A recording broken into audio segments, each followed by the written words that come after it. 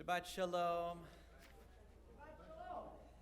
Thank you, Charlie. I missed you so much.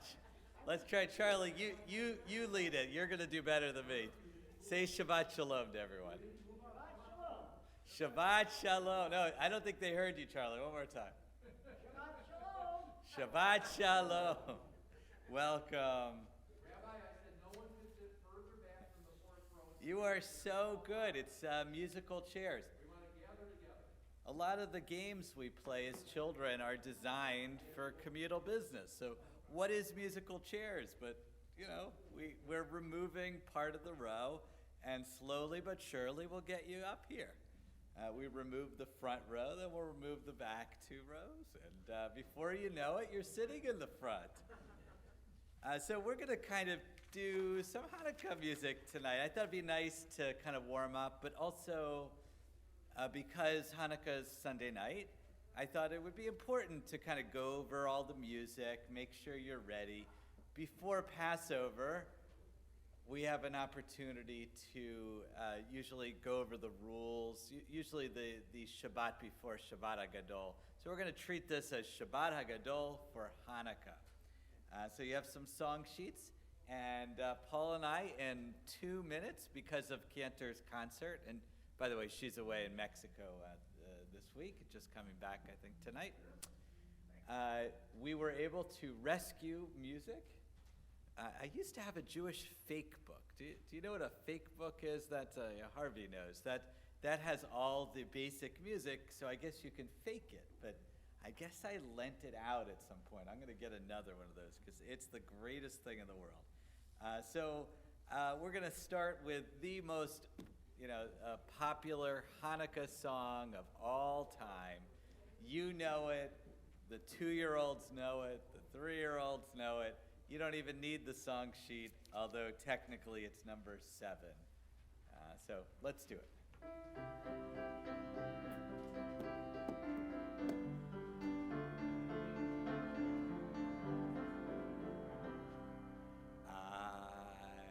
I have a little dreidel, I made it out of clay, and when it's dry and ready, oh dreidel I shall play. Oh dreidel, dreidel, dreidel, I made it out of clay, and when it's dry and ready, oh dreidel I shall play. It has a lovely body with legs so short and thin, and when it gets all tired, it drops and then I win. Oh dreidel, dreidel, dreidel, I made it out of clay, and when it's dry and ready, oh dreidel I shall play. See, it's the silliest song.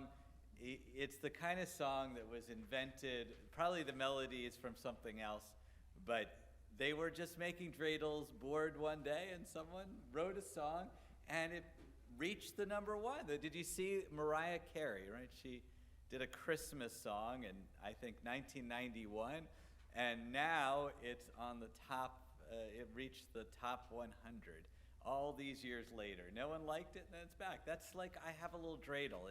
It's so catchy, you never want to hear it after Hanukkah, but you just have to sing it. So let's take a nice deep breath of Shabbat air. How wonderful it is to be together. We'll think back on our weeks. For some of us, this was an eventful week. For others, just a normal week before the vacation time, perhaps. But let's take a moment just to reflect back, think back all the way to Cantor's concert Saturday night. How many of you here were here? Oh boy, that was the kind of concert that I actually couldn't tell everyone that was here because there was so many people, so many different people from different places. So it's wonderful to see. But let's go for, that's a good starting point. And we go through our week from Sunday to Monday to Tuesday. Think about a moment. Think about the weather. Think about a conversation. Think about where you were, when. As we go through the week, and Wednesday and Thursday and Friday, all the many things that happen to us. Each moment with potential for meaning. Each moment there, sitting there, just waiting to be revealed to us, and leading all the way up to Shabbat. And I want you to picture one thing from this week, one thing that you want to take away. It could be happy or sad, whatever you think is the image of something that you're holding on to. And actually, turn to the person next to you, and if you'd like, share one little bit about it. Come on, go. All right, what's your thing?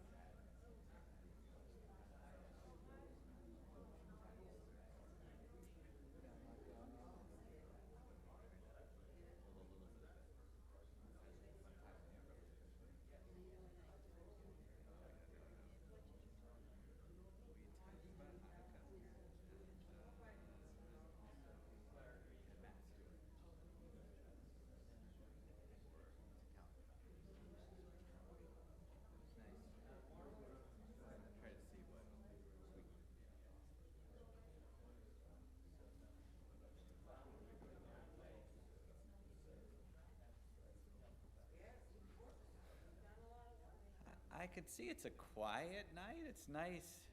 I feel like we should have a fire burning. We should all be sitting there. It's cold. It was a cold week, yeah. A couple of the days I woke up to walk the dog. Pretty cold day. Did you see that about the dog? It was in today's paper. I don't even know where it was. It must have been in Washington, D.C. or someplace, because it was an urban setting. Someone left their door open without reason. A young couple. Where was it? New York City? Yeah. And because the funny part of the story is they leave their door open because it was snowing or it was raining, and he's trying to get the dog in, the umbrella, and he forgot to close the door. But in the middle of the night, they were disturbed, and the wife went downstairs, and apparently there was a very disheveled, emaciated dog that was in the house. They had a little baby, and it was just the cutest thing. Really, quite a needy, maybe it was an 8-year-old dog, so an elderly dog, and they were trying to figure out because the door was actually closed. But this is the day of age. We have security cameras, so they went and checked the security camera, and apparently at 3:30 in the morning or so, just a passerby was concerned that the door was open, and they closed the door. That was the most remarkable part of the story from my perspective, because I couldn't imagine living in this area in a place where people were up at 3:30 in the morning, wandering around and worried about their neighbor's apartment. It was heartwarming and astonishing, all in the same. Did anyone else have that same reaction if you saw that? I said, how is it possible that someone, first of all, that they had this video footage? That was kind of crazy. And what happened is this person does podcasts, and so they put it out in the moment. They broadcast it, and apparently they raised something like $10,000 for the dog. Incredible.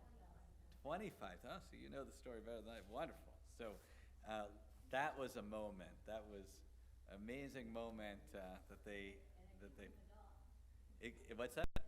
Yeah, and they're keeping the dog. Yeah, they have another dog, obviously. So, I wanted to take in a moment that from a long time ago. I found my book of poetry from when I was in Israel. Did you wish your parents a happy anniversary? Oh, I forgot to say, yes, my parents are here, and it's their anniversary. Everyone say, Simin Tov, Mazel Tov, Mazel Tov, Simin Tov, Simin Tov, Mazel Tov, Mazel Tov, Simin Tov, Simin Tov, Mazel Tov, Mazel Tov, Simin Tov, Yehela. It's all right. They don't want to be embarrassed, but anyone have a guess of how many years they've been together? 23. Okay, that's a good try. You can look at me. I was born a couple years after their marriage. So, what do you think? They're 49 years this year. So we got to think about next year now. So, anyways, I found this book of poetry from when I was in Israel in the year 2000, 2001. And this was a poem I wanted to bring in because I was thinking about Hanukkah this week.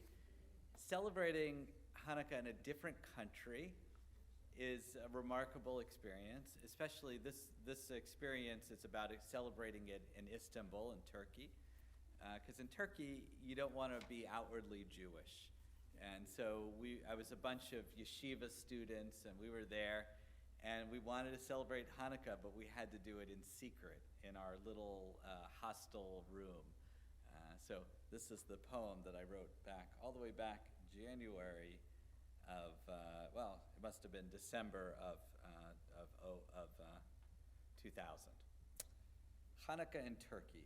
Huddled in our tiny hostel room in Istanbul with the banging of the Turkish streets outside and our legs and bodies still throbbing from a day spent navigating a currency which speaks in millions when it really means ones and tens.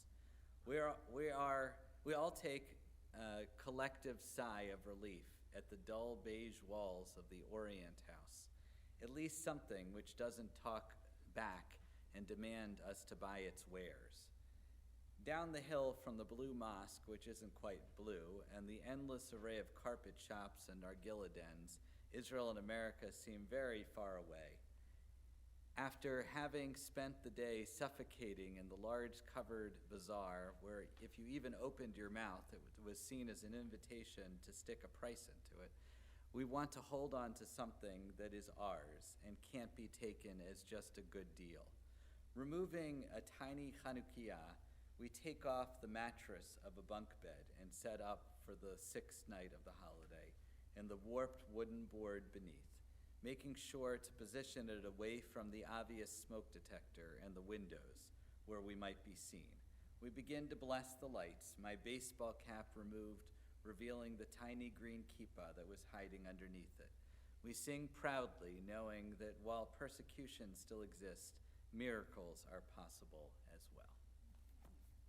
A little taste of what Hanukkah has meant in my own life, but just around the world I thought it was important. So I'd like to bring up Sheila Bernard Tucker. Where is she? There she is, okay. She has her birthday tomorrow, and her granddaughter Olivia also has her birthday this weekend, I guess. Next week. So I'll invite you right over there to the candles. Right down here to the candles. And so this is a little way of celebrating, but when someone comes up and it's their birthday, we want to make sure they don't blow out the candles. Okay. So Sheila, if you could light our candles. The blessing is on page 25.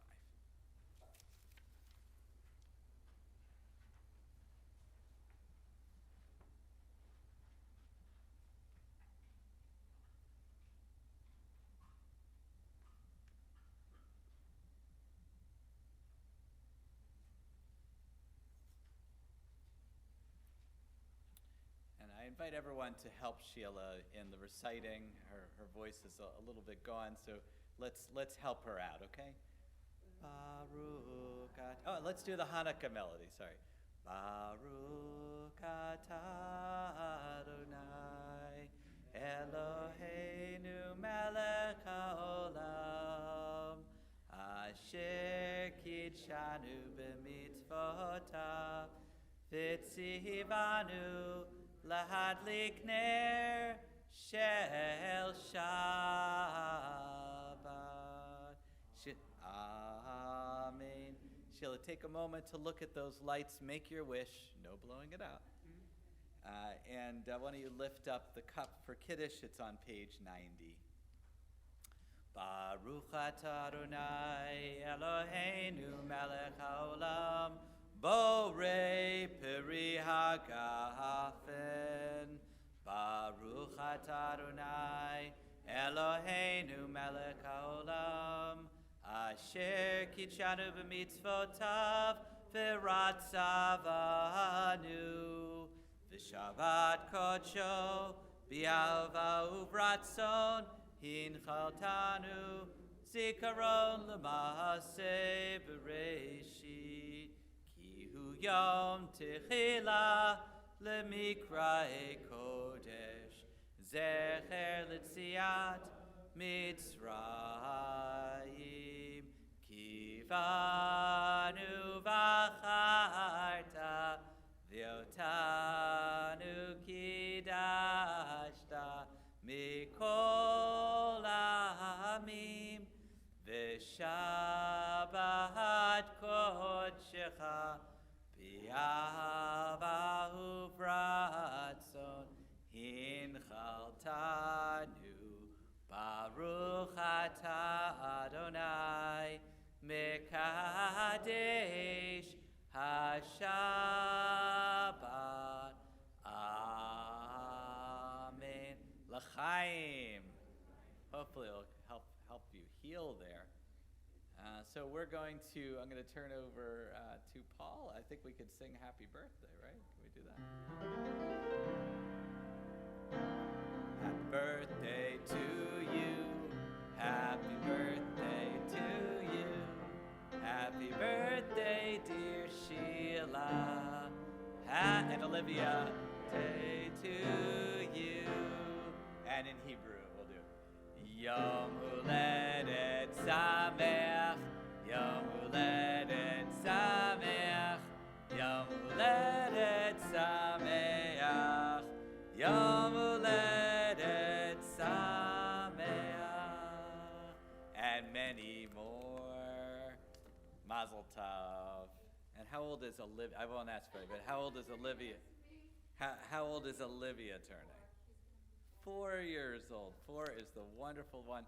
Really, it's only when you turn 2 or 3 that you even know that you have a birthday. So 4, you really know. And that's when you start asking for the party, I think, right? So Mazel Tov. I hope that is there a special party planned? Okay, so is there a theme? Is it Frozen 2? Frozen 2, yeah. Oh, wonderful. They had the funniest thing on Saturday Night Live. They had a little commercial. It was Macy's, I think, and it was all about these shirts that don't fit or are scratchy, and one of them was they got the wrong character in Frozen. Well, thank you for lighting our lights as you always do. And I'm going to invite up Bruce over here and Rella, since both of them are here. And why don't we have them read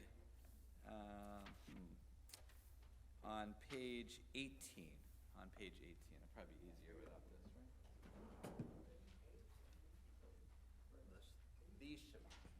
The Shabbat. You go first. This is the great warmth, the great At homeness. at homeness.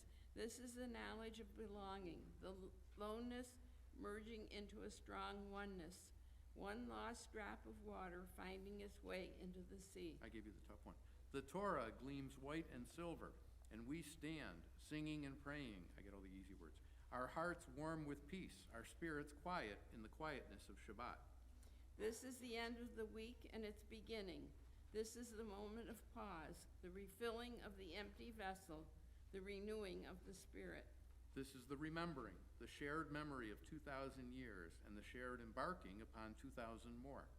This is the hearth, the gathering together, the pain and the joy, the tears and the gentle laughter. This is the benign wisdom in an old man's eyes and the hope in a boy's fresh voice, the roots into the past and the arms stretched forward into the future.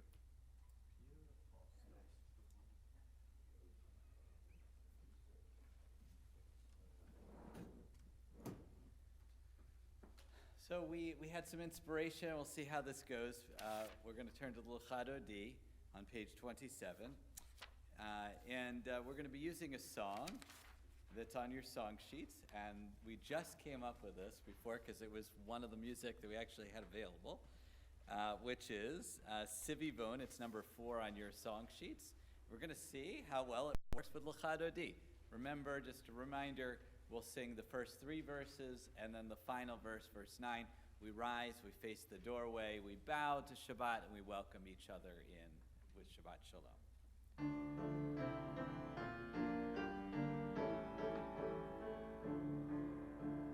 Sivivon sof sof sof Chanukah hu Chag Tov Chanukah hu Chag Tov Sivivon sof sof sof Chag Simcha Ula'am Nes Gadol Haya Hasham Nes Gadol Haya Hasham Chag Simcha Ula'am L'chadodi likrat kala P'nei Shabbat nekabela L'chadodi likrat kala P'nei Shabbat nekabela Shamor v'zachor b'dibur echad Hishmi'anu el hamyuchad Adonai echad u'shmo echad Shem ul tiferet v'litila L'chadodi likrat kala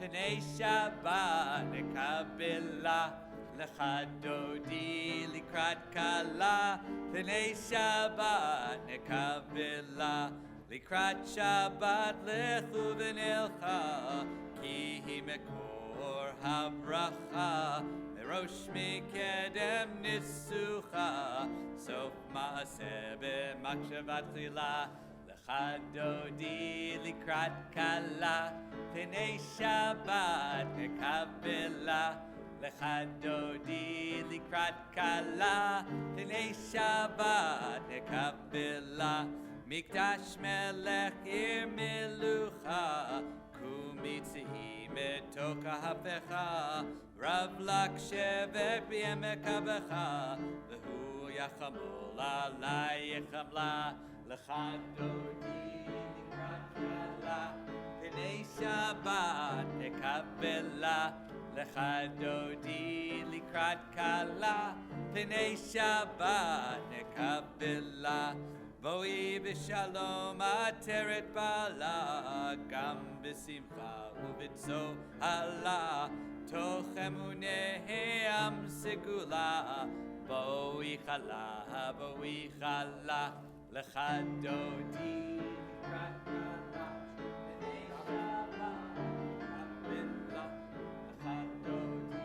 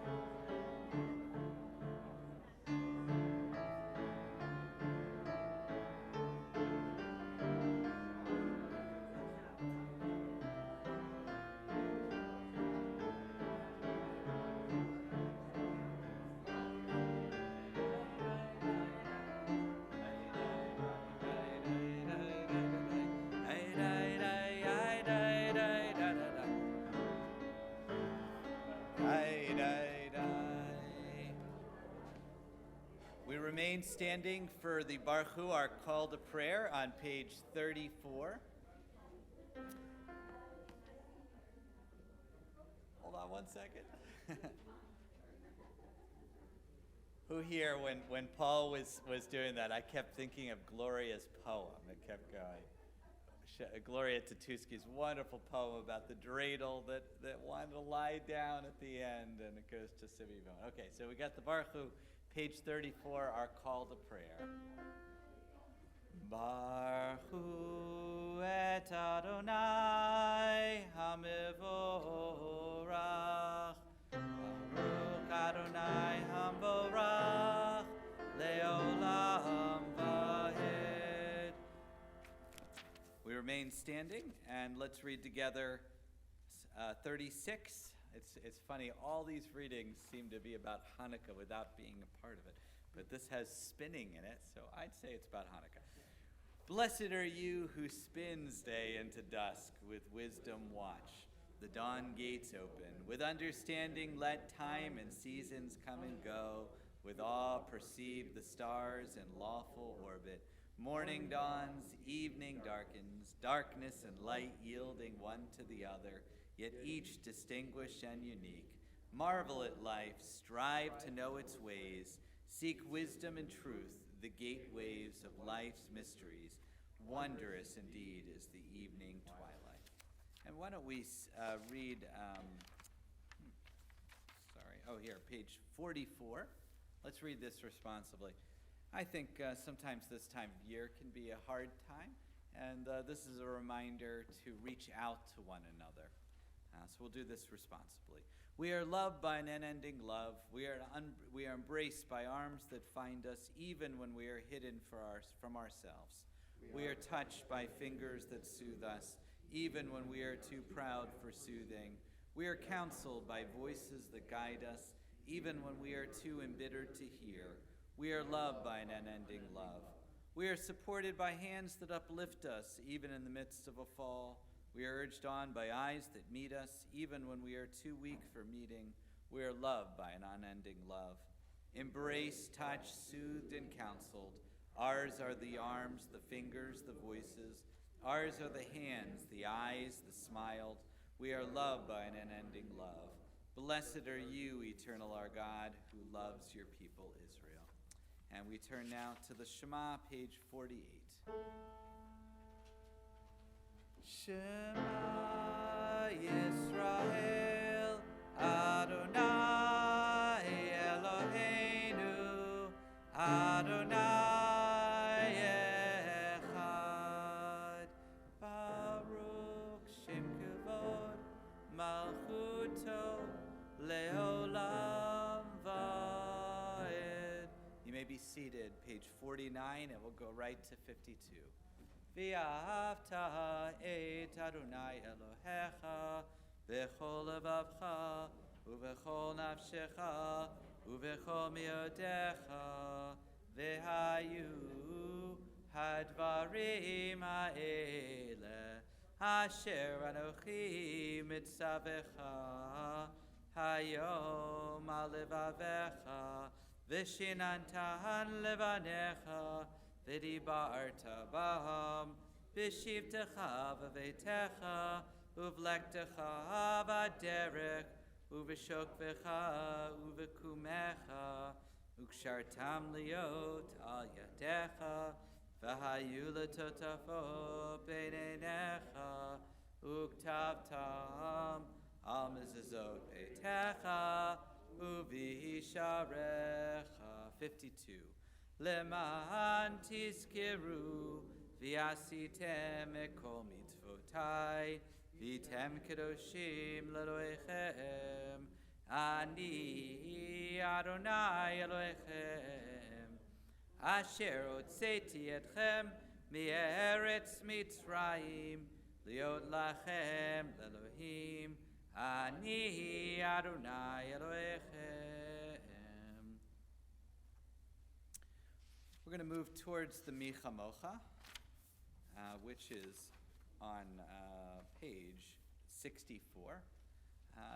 In Judaism, everything kind of interlocks together. Shira and I went to see Les Mis on Sunday, and it's a wonderful play because all the music actually interlocks with each other. So even though it's distinct, there's certain moments where it goes one into the other. And that's sort of how Jewish holidays and Jewish experience is supposed to work. And when we think about our various stories, they're all familiar and they go together in a wonderful way. So we're going to try to interweave the Exodus story, which is Micha Mocha, with the Hanukkah story. Both are about overcoming tyranny, fighting for freedom. There's a lot of themes. And so when we're standing there, sometimes even I get confused. I think once on Hanukkah, on the newsletter, I wrote I wrote Achashverosh instead of Antiochus, because all the different kings and bad guys, they kind of overlap with one another, always screaming at us from different places in history. But this is the moment of redemption. And I thought it would be very appropriate to turn to the real favorite song of Hanukkah, number 9, Ma'ot Tzor. That has been the all-time favorite for quite a while, probably sung in the most Jewish households. And that's a top of number 9. And we can do it in the Hebrew, English, and then we'll try Michamocha. We'll try to go into the Michamocha. Ma'ot Tzor Yeshuati Lechana El Shabeach Tikun Be'tefilati V'sham Toda Nizabeach Li'etachin Matbeach Mitzar HaMatbeach Az Egmor B'shir Mizmor Chanukah HaMizbeach Az Egmor B'shir Mizmor Chanukah HaMizbeach Rock of Ages, let our song praise your saving power. You amidst the raging foes were our sheltering tower.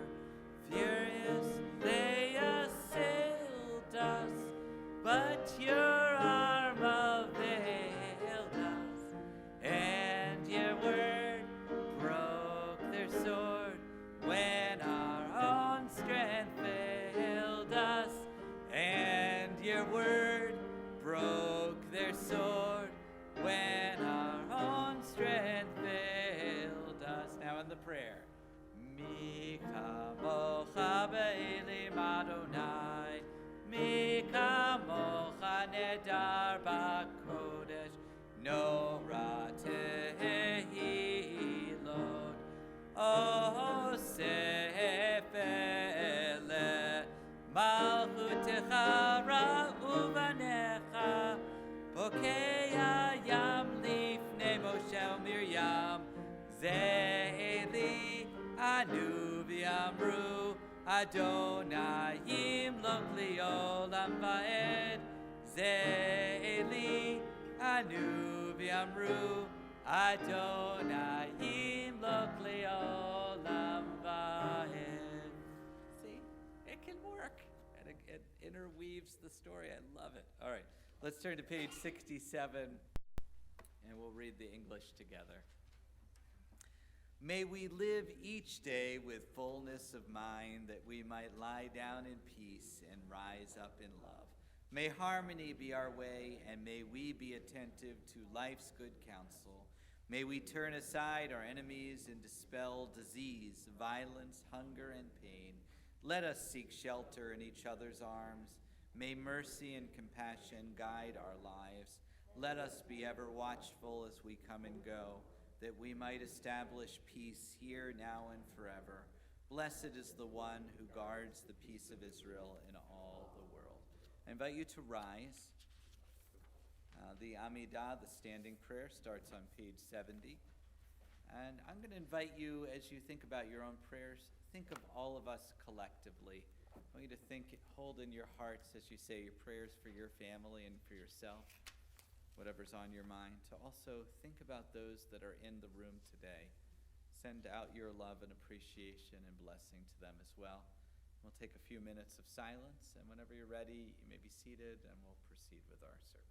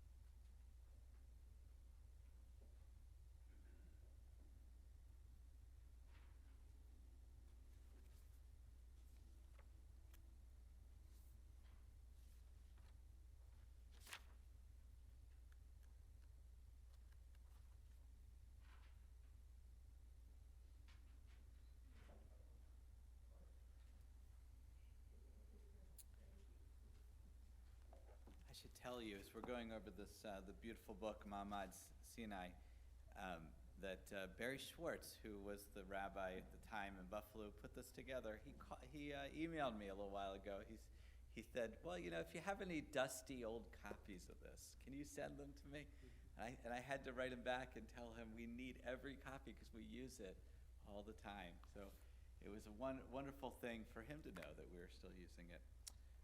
What we're going to do instead of our traditional O Says Shalom, we're going to go to light one candle. And don't tell Cantor that I tried this song. This is probably the biggest feat, and apologies before, Bruce. So light one candle, number 2 on your sheet.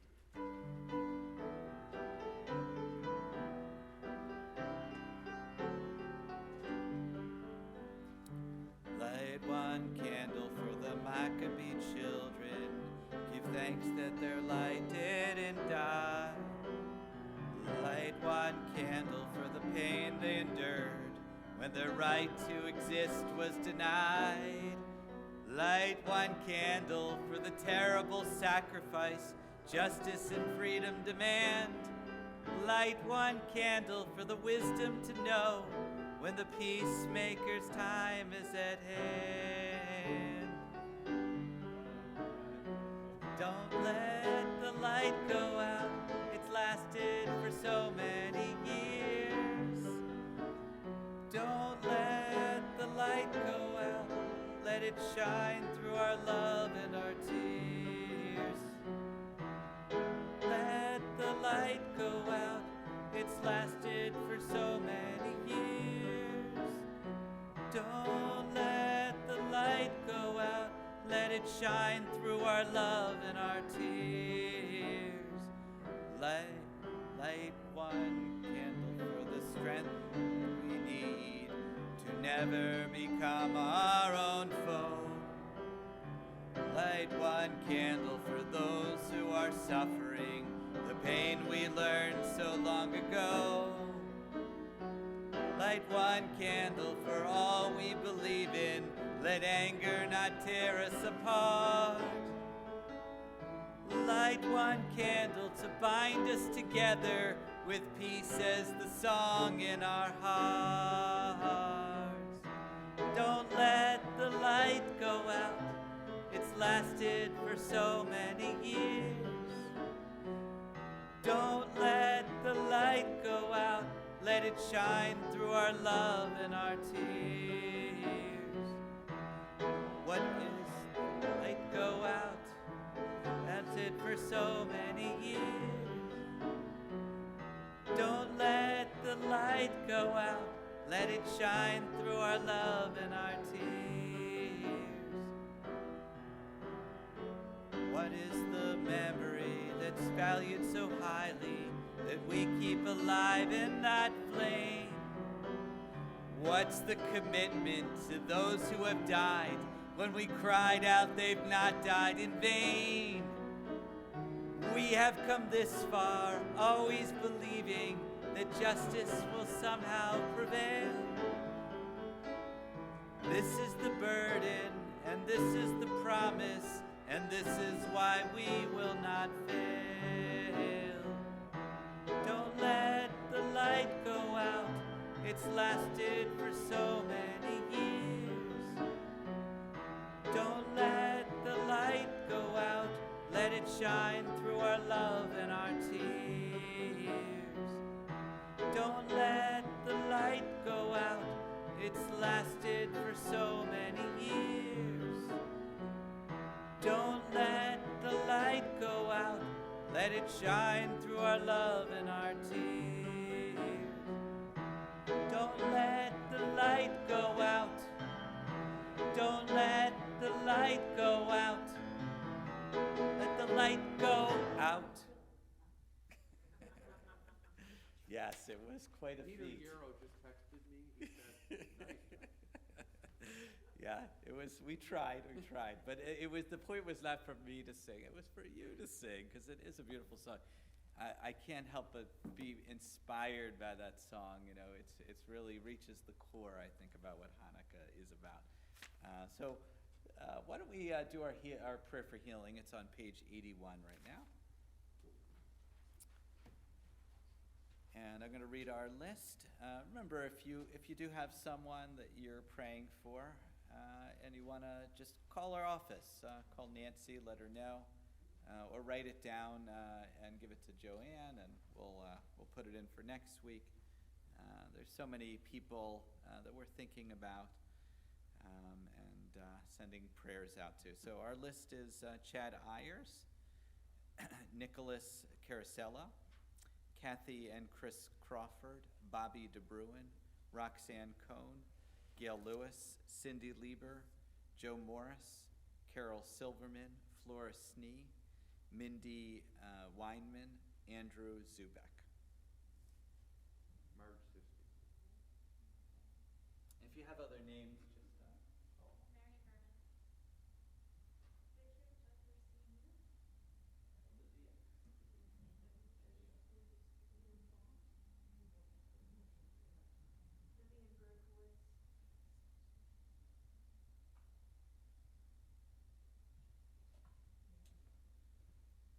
we're going to bring all those names together, page 81.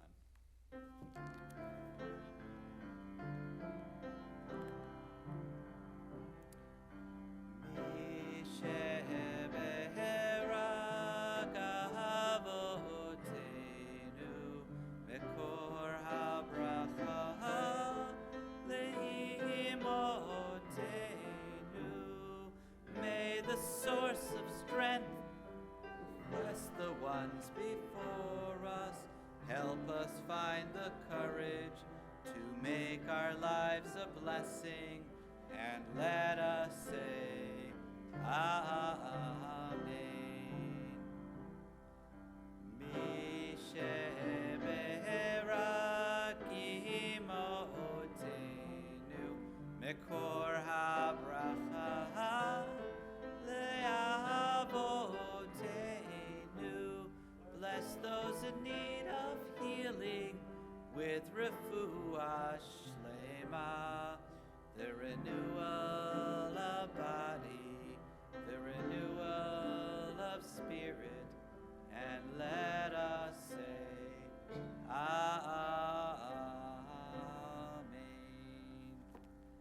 A complete healing of body and soul. I did have some good news. Drora Settle, who helped to write the words to that song, she had some cancer treatment the last couple of years, and she got a full, clean bill of health. So great to hear, and I hope that her health continues, and she continues to write and teach. She's in Rochester now, so that's why you don't see her as often, but hopefully we'll get her back to Buffalo one of these days. So I brought some cheat sheets. I thought what we would do is go over the basics of Hanukkah. You get asked it. When you're a minority religion, it comes up. There's assumptions that you're the experts. And I just want to go over things. The Hanukkah itself is quite a confusing story. And even though it seems easy to tell the tale, I think it would be good for us to all go over it together, make sure we're all on the same page. And then when someone comes up to you and says, what is this Chanukah thing? Then you'll know how to say it. So if you remember, the pop-up choir, Sing Shalom, did this during Cantor's concert. And I love that this is one of the ones that they had, because this was my favorite one. I've never seen this. Has anyone seen this? This is Hanikeh. Has anyone ever seen this spelling? My 6-year-old was writing Hanukkah. He had to describe his traditions in his family, and he insisted that Hanukkah had an I in it, because when you say Hanukkah, do you hear? It could sound like an I, right? Hanukkah. So sometimes you can hear it that way. And I'm going to maybe bring this home to him, because I just have to show him it is possible. And then you have other spellings here. And I guess the first question I have for you, and that's not the one you like. Why? Because the two N's, right? You would get the spell check. This is the one that we normally have with the two K's and one N. Then the last one that they have here is the one we often also see. Wow, Harvey, I thought you'd like this one. Harvey's making a face about this. This is the CH one. This is the 2N one. Oh, it also has two N's. So, In Hebrew, there's one nun. ah, In Hebrew, there's tough as a vacation, which is double. so Harvey is getting, not everyone heard, so I'm going to just repeat the microphone, that in Hebrew there is a way that sometimes we transliterate, take the English. There are several different methods of doing that.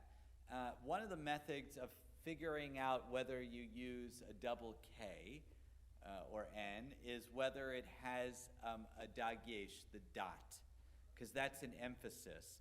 Even though there are letters that it doesn't really sound different, but it has a different emphasis in the Hebrew. And for someone like Harvey who can hear it and see it and understands it, that's where whether you need the two N's or the two K's. So in Hanukkah, you have the dagesh, that dot in the ka sound, and that's why you have the two sounds. Does anyone know why the standard one, the one that's Hanukkah, do you know why that is the standard one and why there's discrepancies? Does anyone know?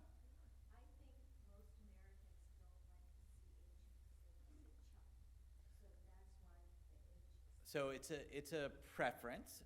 So Eva said it's because CH, if you know it, and I always have to remember to tell people if they're new, like we get a confirmation class, if you see a CH in the transliteration, don't pronounce it cha in a Hebrewized document, because that's our instinct.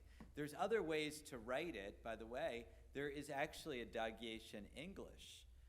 You might have seen, sometimes there's actually a dot with the H to make the cha sound.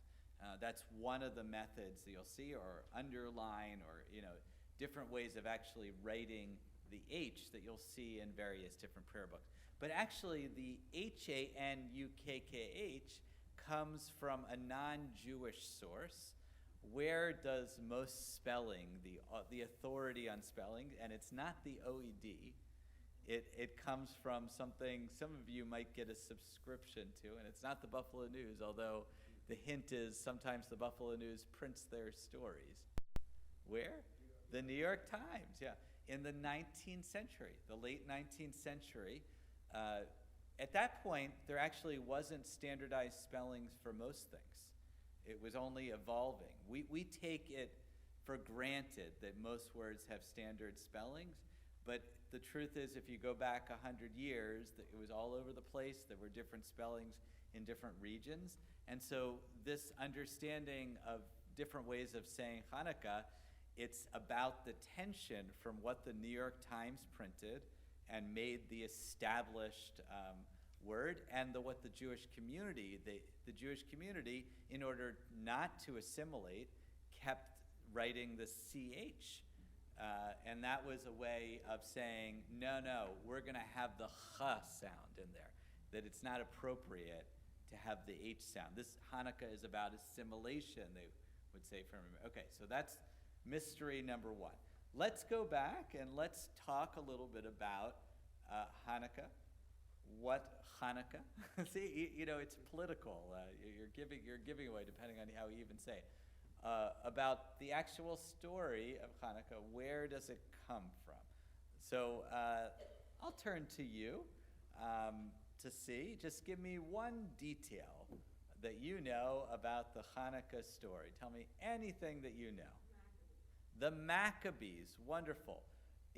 So the question I have about the Maccabees, because we know a lot of things that get passed down, but it's quite confusing.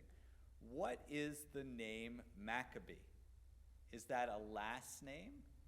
Is it a nickname? Is it the name of a tribe? What is it? Well, I know Harvey knows it, but okay, so.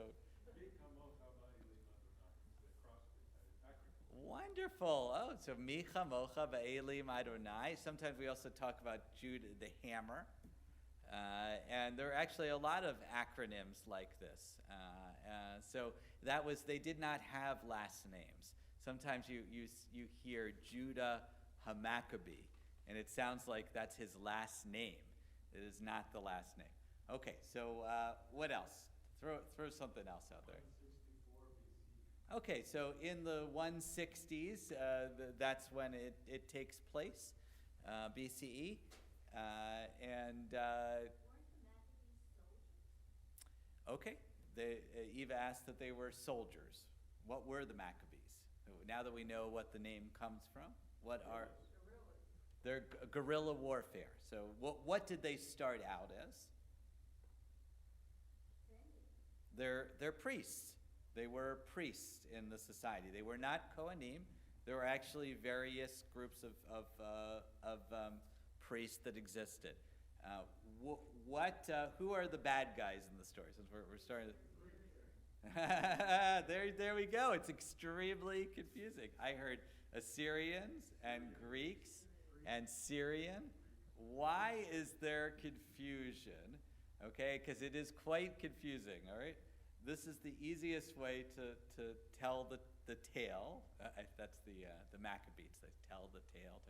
Okay, so is that under Alexander the Great, right, the people from the Mediterranean, the Greeks, we say, controlled a wide area of land, which was pretty much the entirety of the Mediterranean region.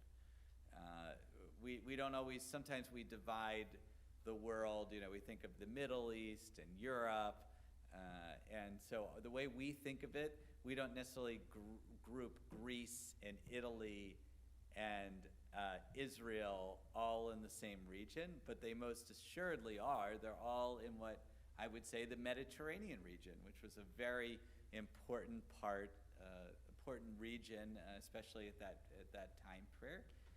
Alexander the Great helps to conquer that entire region, but he can't really hold the empire. He dies too soon. And what happens? I'll tell him. My dad's a historian, so he's a dentist by trade. But what happens to this region, Greece, after Alexander the Great dies? The sons.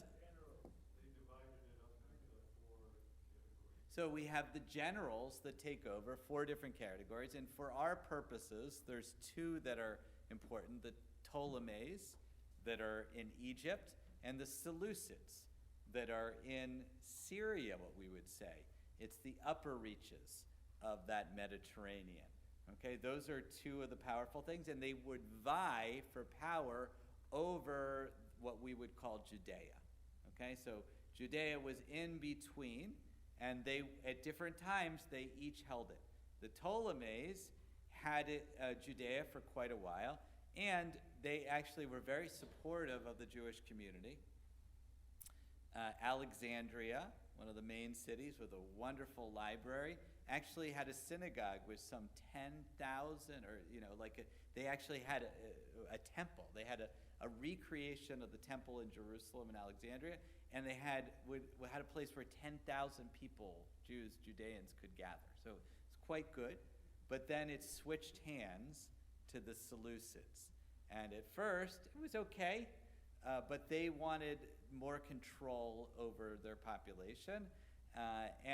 Under Antiochus, you've heard, Antiochus, right? And it's a little bit of a misnomer because there's actually at least 5 of them.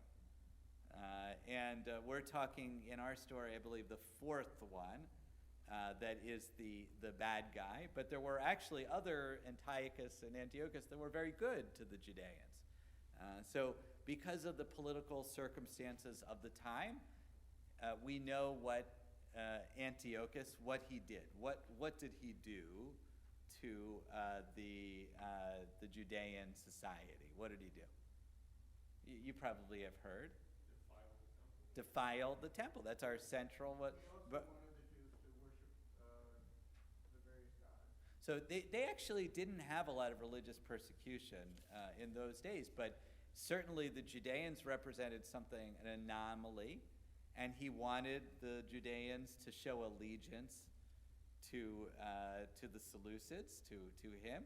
And so he brought in and this would not have been unusual because we're in a polytheist society. There's lots of gods. Everyone has lots of gods except for us. We're an anomaly.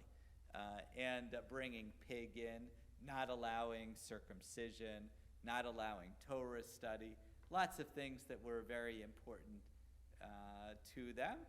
So how did everyone react to it? Did all the Judeans march in arms to oppose Antiochus IV? What do you think? So a lot of people followed. We call them the Hellenists. So in the society, Greek culture still today was considered a great culture. It's one of the great cultures in global history. And so they offered quite a bit. And so the Judeans wanted to be part of it, except for Mattathias, a father of 5, a priest. And did he live in Jerusalem? No. Did he live in Tel Aviv? There wasn't a Tel Aviv. But he lived kind of in between Tel Aviv and Jerusalem. Today, it's like right on the main route near Kibbutz Gezer. He lived in a little tiny shtetl, we would say, Modi'in. And they had a temple there.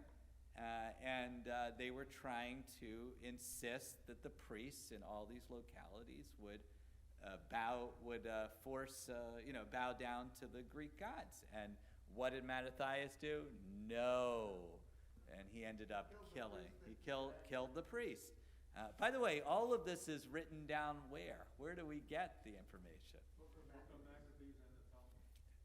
The Talmud. We do have information in the Talmud, but the central document, the Book of Maccabees, Book 1 and 2, where is that? It's in the Apocrypha. What is the Apocrypha? It's the Catholic extra-biblical text. We didn't save it at all. Well, I do have a theory about that, and there's a couple of them floating around as well. Okay, so they go and they conquer the land, and we know the story, right? They rededicate the temple. Where does the holiday actually come from, according to the Maccabee, the Book of Maccabees? The last holiday not celebrated, Sukkot. So Sukkot, 8-day holiday, 7 days in biblical times. Often we celebrate it as 8 days. But also, when you reconsecrate the tabernacle, as we see in the Torah, 8 days is the number of days that you have. And so they're recreating it a couple of months later. And Hanukkah means dedication. We're rededicating the temple. Okay? So what is missing from that story? The oil. Where does the story of the oil? The oil lasting 8 days. Where does that come from? The Talmud. Exactly. So many, many years, almost at least 300-400 years later, we get a story of the miracle of the oil. This is a very strange story. We just take it for granted that oil is lasting 8 days. First of all, you have to know they had like a flask of oil that would be poured into the little cups that would be the menorah, and it was each day they had another thing. Why is the number 8 important into it?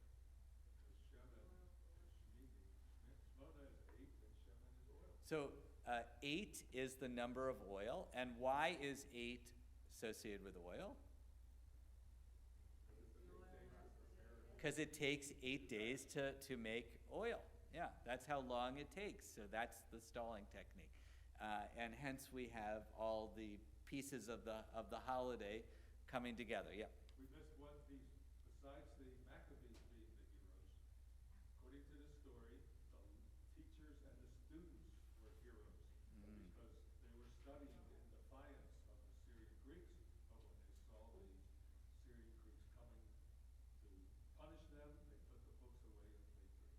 Right, so this is actually not in the story. It cannot be. So Harvey told the story of the dreidels that we play.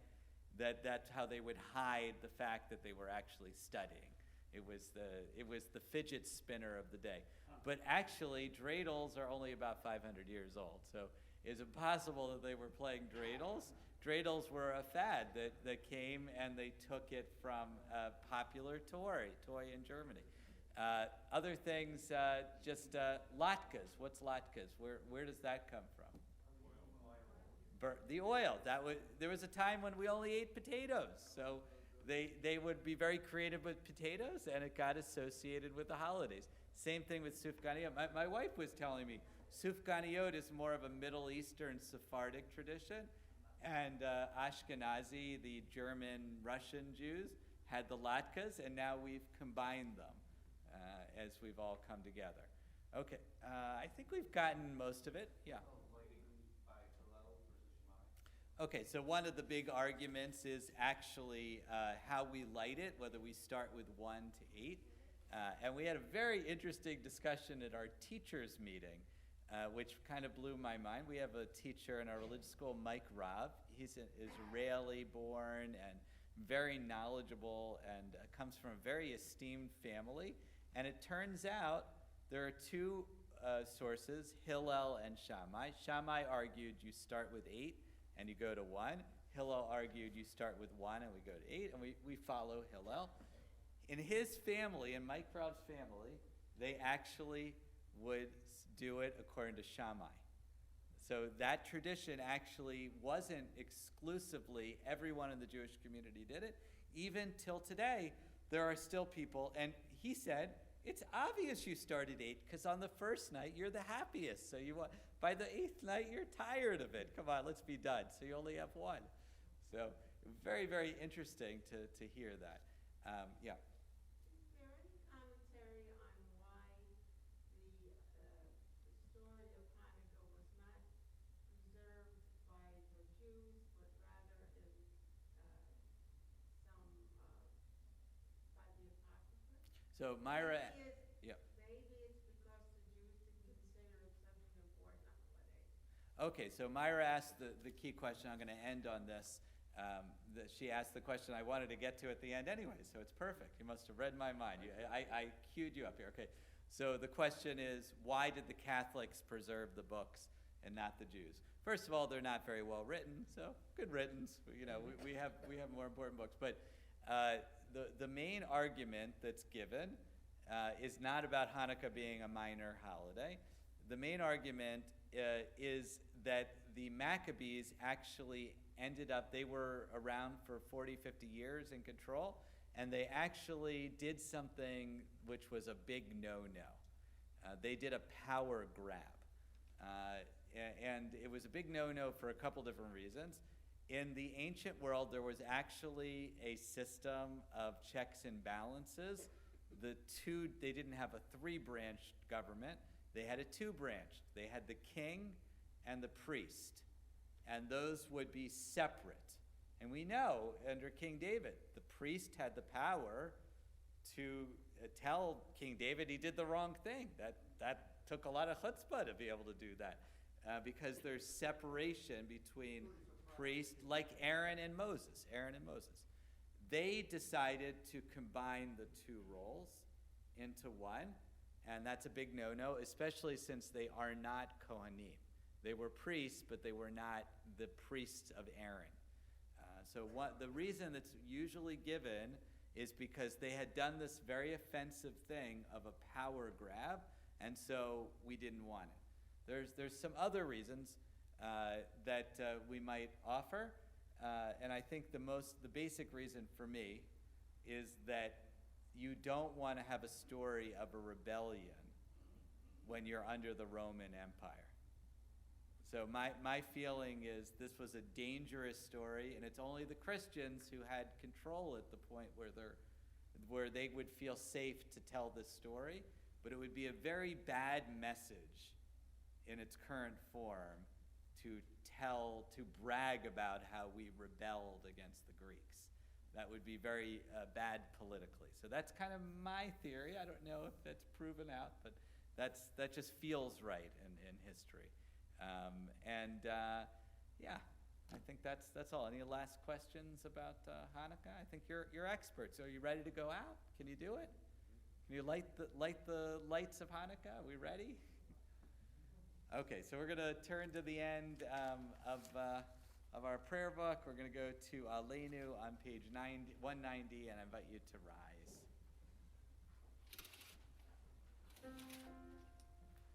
Aleinu l'shabeach l'adon hakol, l'tekenu li'otzeh reshit, shelo asanu k'gei haratzon, v'lo samanu ki mishpachot ha'adama, shelo sam kilvenu kahem, v'kol aleinu k'chol amonam, v'anachnu korim u'mishtachvavim u'modim lifnei melech malchei hamlachim hakadosh baruch hu.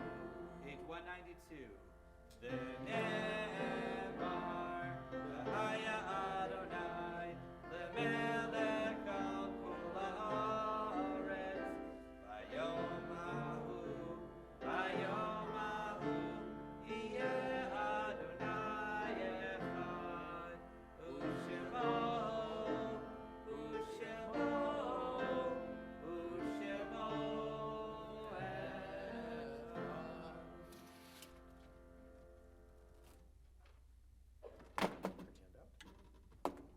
You may be seated. And we're going to turn to our mourner's Kaddish. We are thinking about Jim Bukowski. His mother, Rose, died this week. There's apparently a mass dedicated to her on Sunday at St. Peter and Paul. I think that's in lieu of a funeral, but it's if you wanted to support, and a beautiful picture in the paper today as well. We're also remembering Sheldon Benetovich, Donald Kirch, Sandra Larka Kloman, David Majeski also died this past week, and Norman Rosenthal. Our thoughts and prayers with those families that are observing Shloshim currently.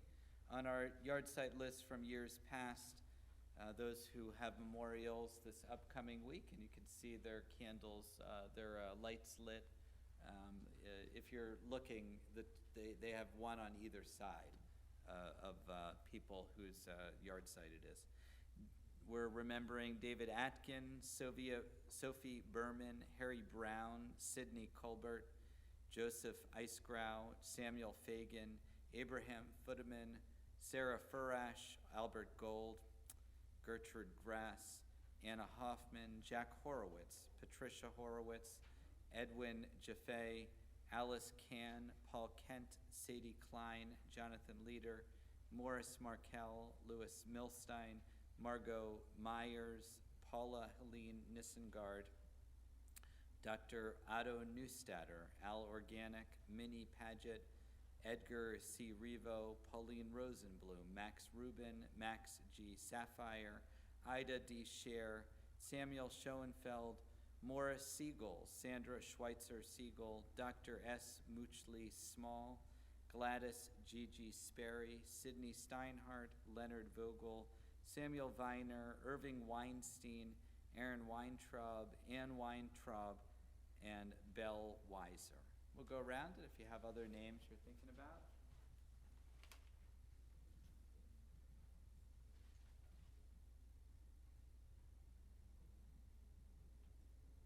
Richard Siegel, Hortense Goldstein, and Joshua and Peggy. All those whose custom it is to rise, please rise.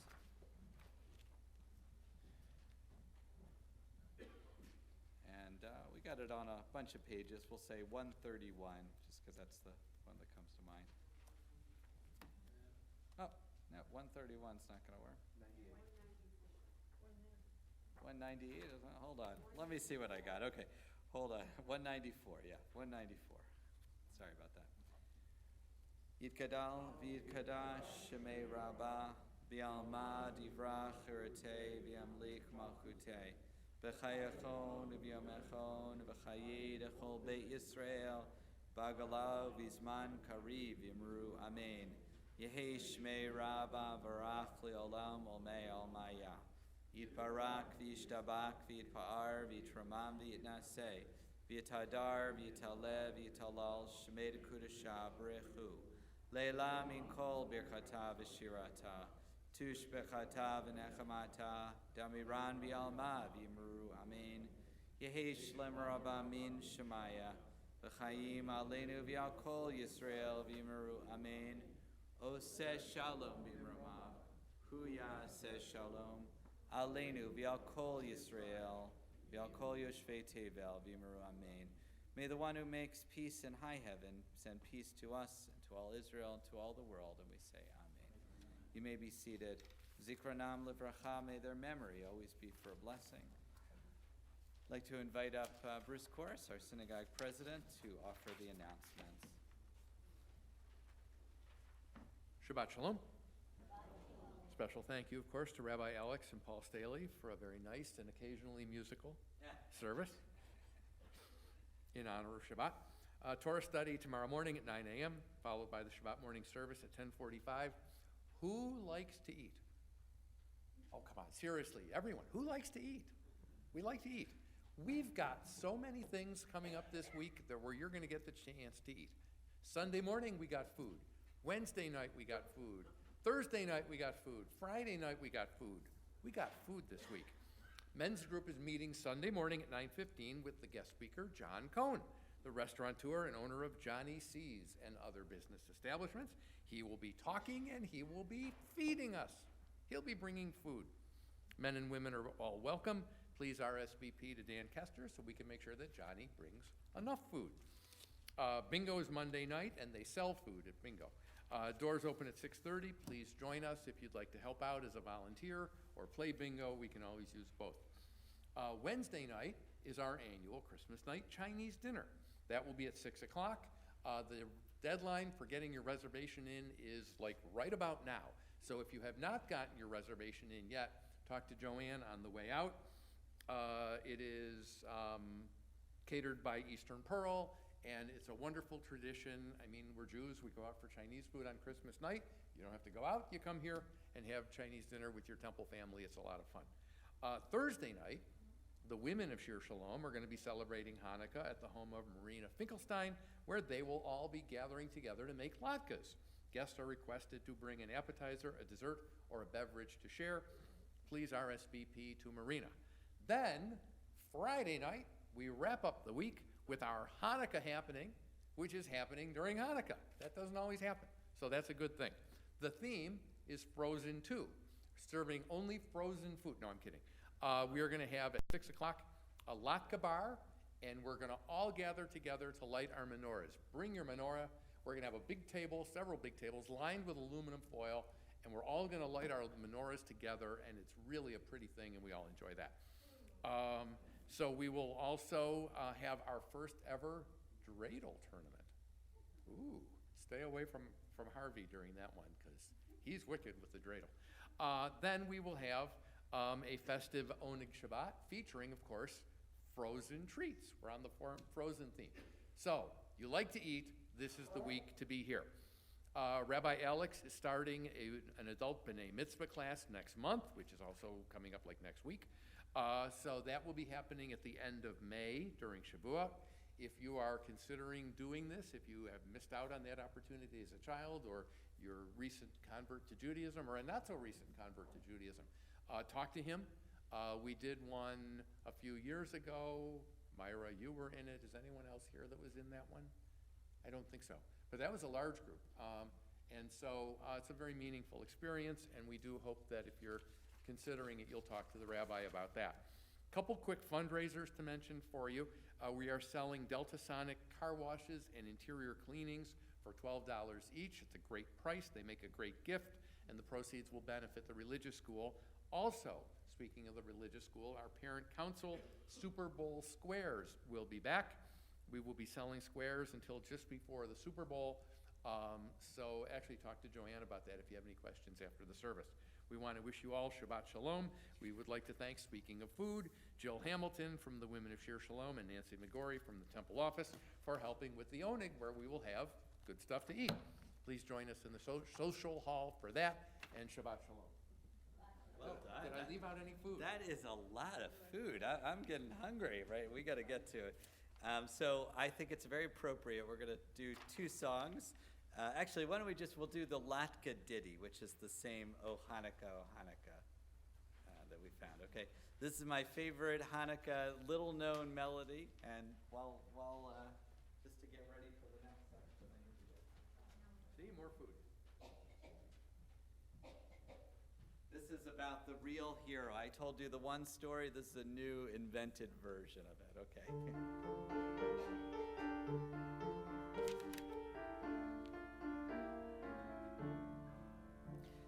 Each Hanukkah we glorify brave Judah Maccabeus, who had the courage to defy Antiochus and free us. Yet it is not fair that we should forget Mrs. Maccabeus, to whom we owe a debt. She mixed it, she fixed it, she poured it into a bowl. You may not guess, but it was the latkes that gave brave Judah a soul. You may not guess, but it was the latkes that gave brave Judah a soul.